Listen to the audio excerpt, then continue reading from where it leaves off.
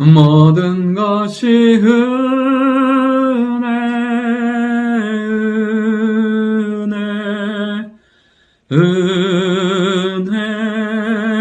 한없는 은혜 내 삶에 당연한 건 하나도 없었던 것을 모든 것이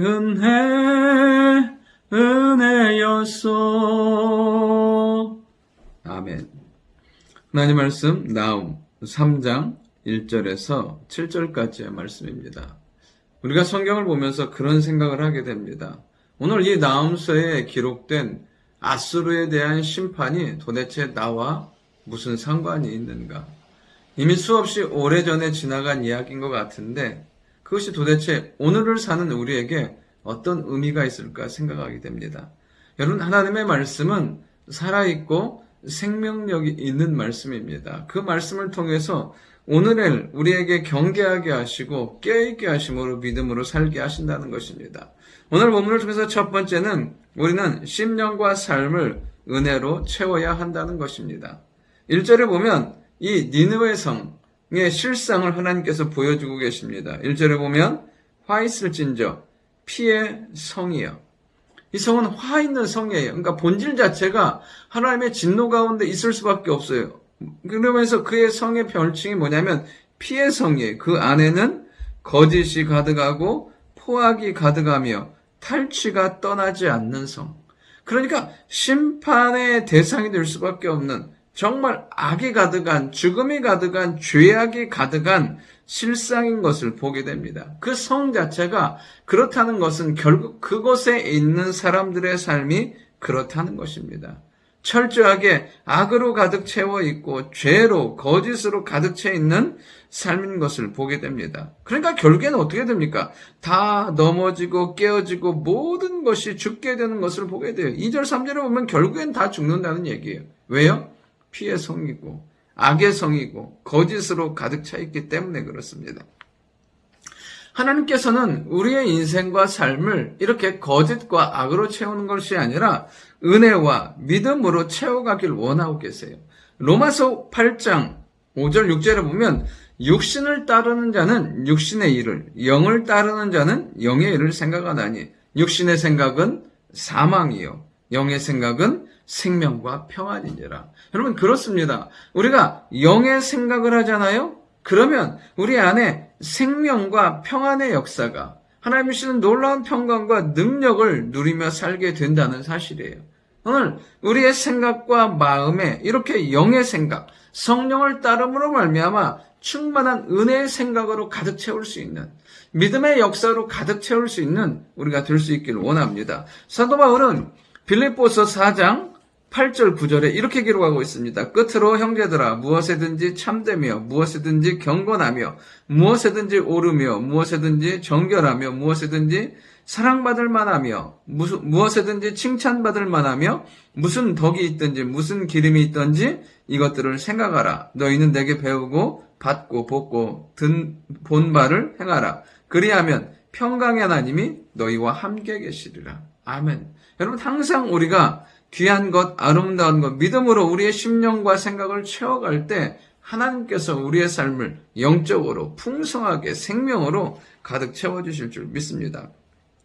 두 번째는 속이는 것에 속지 말고 무너지게 하는 것을 무너뜨리라는 거예요.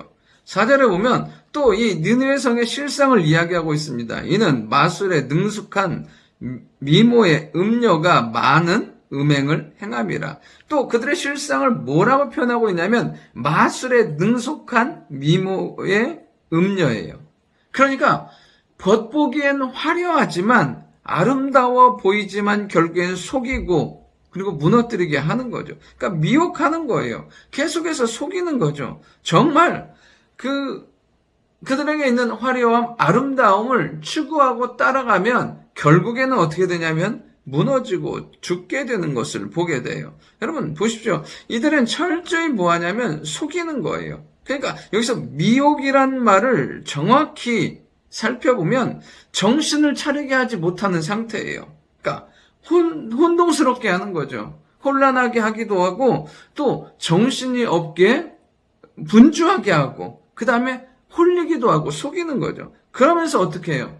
거짓된 것을 따르게 하고 결국에는 그것 때문에 무너지게 하는 것을 보게 돼요. 여러분, 우리가 분명히 알아야 될 거 있습니다. 여러분, 좋아 보이는 것 있어요. 우리는 포장지에 속아서는 안 된다는 거예요. 그럴듯한 말과 외적으로 보이는 그것들.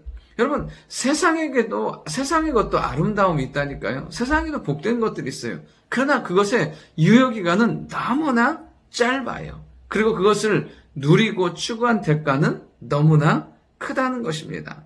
우리 안에 우리를 무너지게 하는 것, 각자마다 있어요. 각자마다 약한 것들이 있다는 거예요.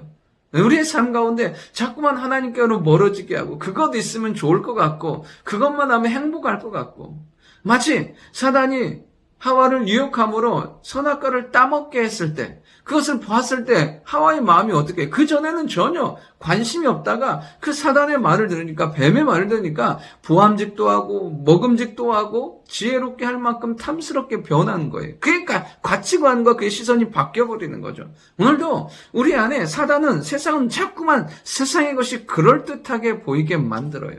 중요한 건 뭐냐면 우리에게는 말씀의 기준과 영적인 눈이 있어야 한다는 거예요. 그래서 그 속이는 것에 속지 말고 우리를 무너뜨리는 것을 오히려 무너뜨림으로 말미암아 영적인 승리, 하나님의 놀라운 능력을 경험하는 우리가 되어야 될 줄 믿습니다. 마지막 세 번째는 우리는 실상을 보는 지혜가 필요하다는 거예요. 5절부터 하나님께서 이 앗수르에게 행할 일들을 보여주시는 거예요. 다 많은 나라들에게 그들의 수치와 치욕을 보이고 그 민족들에게 그것을 보이게 한다는 거예요. 그리고 모든 사람들, 그 주변에 있던 사람들은 다 도망가고 황폐하고 위로할 자가, 애국할 자가 없는 처참한 상황이 되어버리는 것을 보게 돼요. 그러니까 아직은 무너지지 않았는데 그들의 실상은, 앞으로의 모습은 그렇게 된다는 거예요. 여러분, 우리가 정말 하나님 앞에 항상 깨어있어야 될 이유 중에 하나가 무엇이냐면 우리는 그럴듯하게 살 수 있어요. 평생 그렇게 살아왔으니까. 비슷하게 살 수 있어요. 우리가 말씀도 많이 듣고 예배도 들으면서 그런 흉내는 낼 수 있어요. 그러나 진정한 영성과 능력과 생명의 능력은 다르다는 거예요. 오늘도 우리의 실상을 다시 한번 점검해보고 우리 안에 넘치는 하나님의 말씀과 성령과 능력으로 하나님의 사람, 믿음으로의 사람으로 세워져서 황폐한 땅에 무너져버린 곳에 세우고 아름답게 꽃 피우고 열매 맺는 신앙의 사람이 될 수 있기를 원합니다.